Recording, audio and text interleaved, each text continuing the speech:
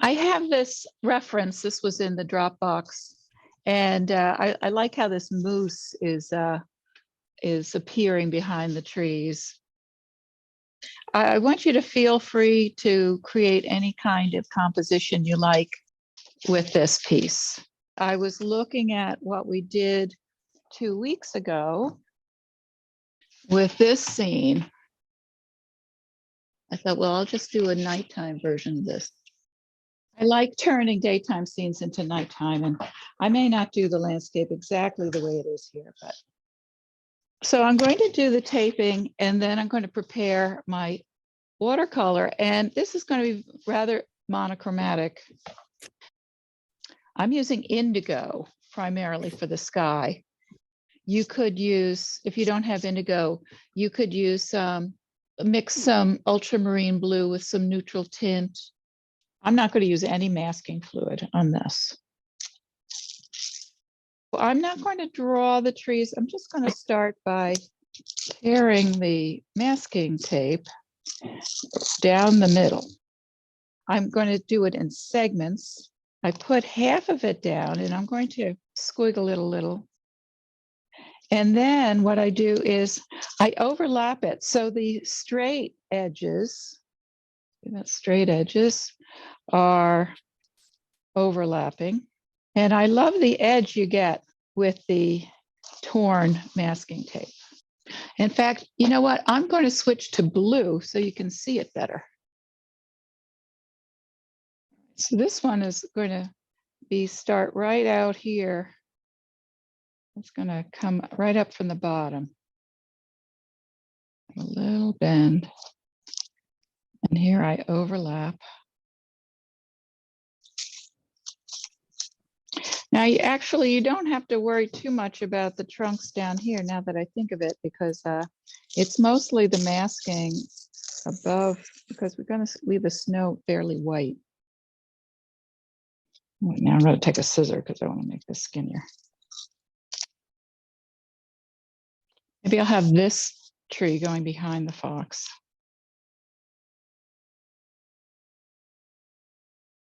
All right, so maybe one for balance over here.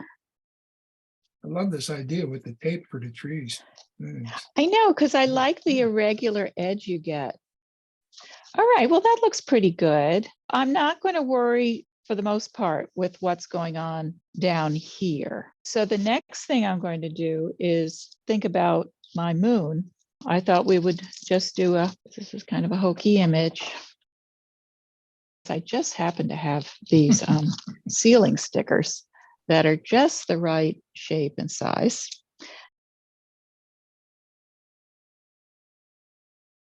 I'll just put that right there. What I did here was I just drew that freehand and then wet around it. And you can see it's a little funky. Now, another thing you can do is you find something that's the right size. Now, this is a little container for leftover ink. So you could put that down and draw a pencil line around it. And if you wanted, you could use masking fluid. But I'm enjoying the fact that I'm using all this sticky stuff tonight. Okay, so now I'm ready to get my colors ready. And so this is what the indigo looks like. I think it's fine. I don't want to get into mixing because I want it to be a consistent color. So I'm going to make sure I have enough of this. So I'm going to use a good size brush to wet my paper. And then I'm going to go into the night color and put it down. My desk is on a slant. I'm also going to have my salt handy. Here's my salt. I'm going to have a dish of white, opaque white. And I'm probably going to use a smaller rigger brush to flick a little snow on there. So I'm wetting. And when I put the color on, it's going to go running down the tape. I might even turn my paper upside down. So now I'm going along my ridge line. So this is like Canson paper. It dries too fast in some places and puddles in others. And I wouldn't worry too much about having a real even sky because, you know, we'll be doing these textural effects. Okay, here I go. It's going to go running down. So I have a wet brush, dipping it in the color. Here we go.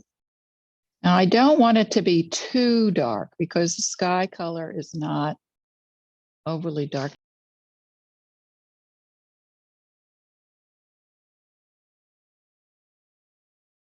All right, now I just dipped my brush in water just to thin it a bit, going along that ridge line. I'm going to turn it upside down. So I kind of have bands of dark and light here. I let it be a little lighter up there. I'm going to slurp up any puddles of strong paint just at the edge, just the very edge. All right, I'm just going to leave it like this. And I'm going to give it a little spritz with my atomizer. I'm holding it way up here where my head is. And I'm just going to do one spritz and that's it. That's it. See, you want to make sure you don't get carried away. See that? We've got snow already. Now I'm going to sprinkle one pinch of salt. I'm going to try to be careful not to get clumps. Let's see, I spoke too soon. So you want to get the salt on before it all dries. Now I'll get my rigger, get some white paint on there. This is going to spread as soon as it hits. So we have 3 different kinds of snow. Doris, you say white paint. What paint? Well, you could use titanium white. You could use White. Chinese white. You could use permanent white. You could use white wash. Anything with white in the title. China white, does that make? China white, that works. Uh-oh. Oh, that went around my moon. That could be okay. Oh, that's kind of a glow. At the end of the whole process, we're going to be spattering with white again. The snow isn't over. So now I'm going to remove my mask. This is the fun part. See, and I'm removing the tape down here where I didn't really need it. But this is where it works its magic. And even where the paint went under the tape just a little bit, that's okay. These are going to be very gnarly birch trees. And when you pull the tape off, it's good to pull it at a 90-degree angle as opposed to straight up like that. So my sky got very dark in places, darker than I would have liked. But once the snow, we get a little snow action at the end, you won't even notice.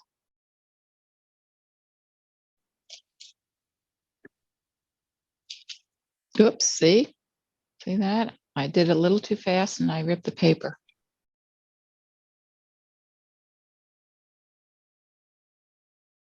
There. So when you put in repeated lines like this, it sets up a rhythm and you want to make sure you don't have it too regular. So that's what I was thinking about when I put this one in. I wanted it closer to this tree. Now for the moon. Okay, this is the tricky. I think I'll get my X-Acto knife.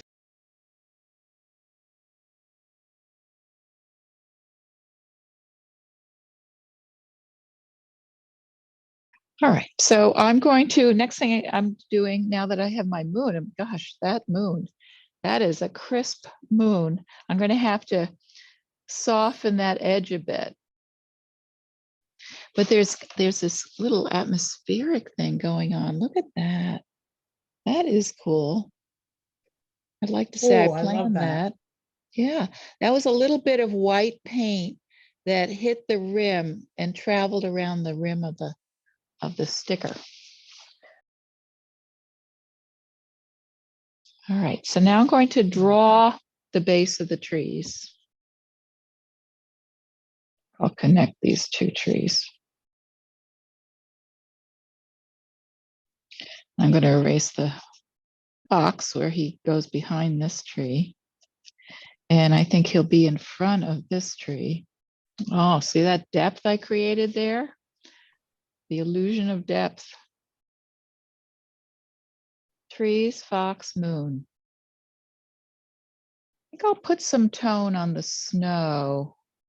I'm going to use the indigo. 2 brushes. I'm going to think about that snow and the moon and think about how there's light on the crest of these little ridges that I've created. It's going to have it be a soft edge.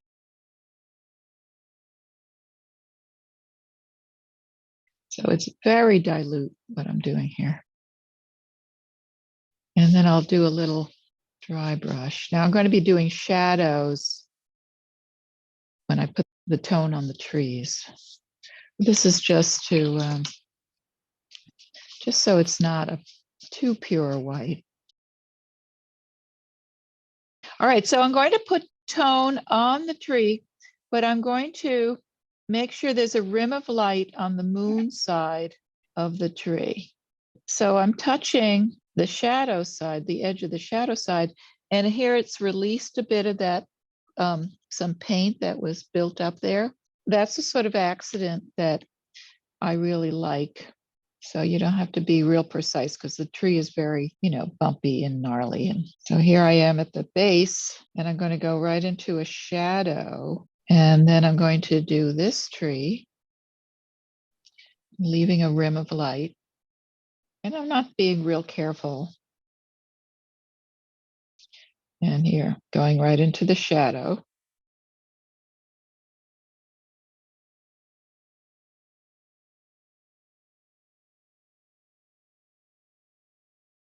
Now I'm coming down to the fox. So I'm going to have the tree casting a shadow over the fox. This side of the fox will be in shadow. So now I make sure I have to go in and put the shadow on the fox. And he's casting his little shadow. One of the reasons I like to use these little toy animals is I can see what the shadow looks like. Now, when I get to the bottom, I want to make sure I have enough to go right into the shadow. So I go directly opposite where the moon is. Okay, one more tree. And here now the moon is coming from the other side. And so my shadow's going this way. When I do the little birch markings, I'll use a black or a neutral tint for that. I'll also be doing another layer of tone after I put those marks on. But we're already getting a sense of light in the moonlight. All right, so now I'm going to go into my moon because it's not as flat as this. I'm going to just soften the edge. That sticker worked really well. That's enough texture for the moon, I think. Okay, so now I'll go in with a finer brush. Here's a 4. Use a little neutral tint. Maybe I'll mix it with a little of the indigo. Indigo isn't even in my palette, but it works out well for these monochromatic paintings. Now the markings on the birch tree look a little, they could be like an eye, like a lid, and then just random marks besides that. And once you get going, you can do them really fast. And you don't have to have the be too dense. And then I can drop the stronger color in. You have a nicer effect. Okay, I'm holding my brush to do these markings. I'm holding my brush way back at the end, so I'm not being too careful. And so these marks are here because this is where branches grew out of. So we'll put in some branches too.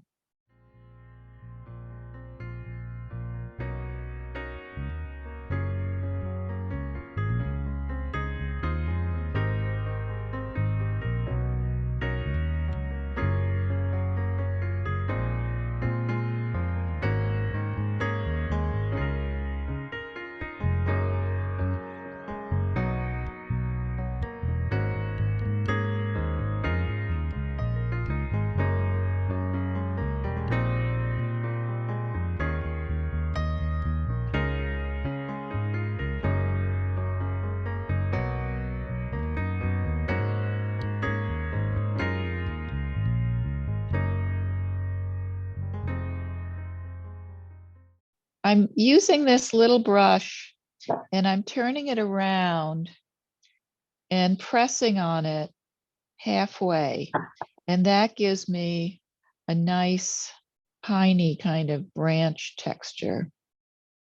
Now I need a little shadow. So I put the shadow of these evergreens up here at the top, and then I wet this area again, and so that there's more of a ridge line here. I'm going to deepen the tone with some of the neutral tint on the birches. This is going to be like the core shadow of the tree. And I left a little lighter edge on the shadow side for reflected light.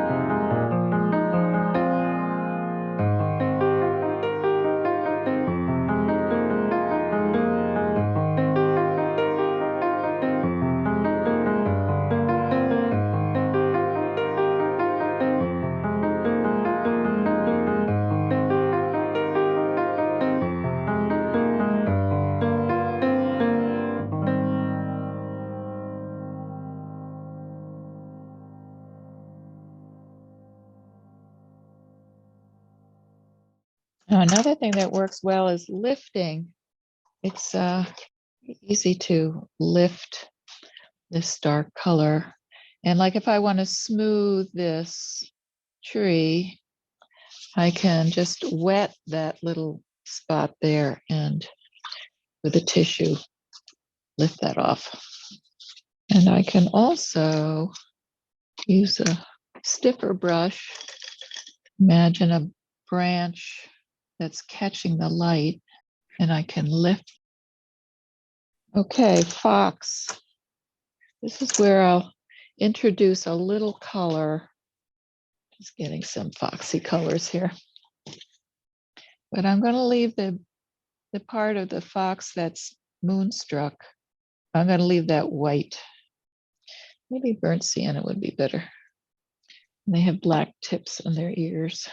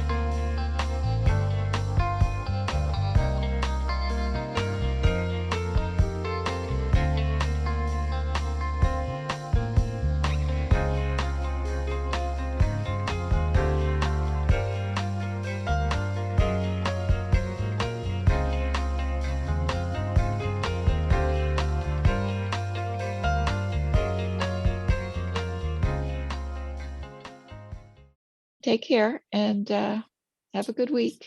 Bye, Okay. Flora.